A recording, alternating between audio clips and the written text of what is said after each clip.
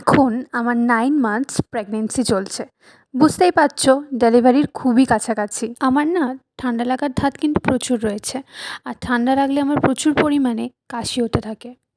আর একবার কাশি হতে শুরু করলে সেটা থাকে বেশ অনেক দিন। যেহেতু আমার সি-সেকশন হবে, তো ঠান্ডা লাগাটা কতটা ঠিক ভয়ঙ্কর বা রিস্কি তোমরা তো সেটা বুঝতেই পারছো। সেই কারণেই চেষ্টা করছি যতটা ঠান্ডা কম লাগানো যায়। একেই শীতকাল, তার উপর যদি আবার শ্যাম্পু করি তাহলে ঠান্ডা তো লাগবেই। 1 মাস হয়ে গেল আমি না শ্যাম্পু করিনি। চুলের অবস্থা দেখো ভারী আর নোংরা হয়ে গেছে পুরো। তাই ভাবলাম আজ শ্যাম্পুটা করেই ফেলি। আর দেখো আমি শ্যাম্পু করেই রোদের মধ্যে চলে এসেছি, যাতে পুরো চুলটা পুরো ভালোভাবে শুকিয়ে যায়।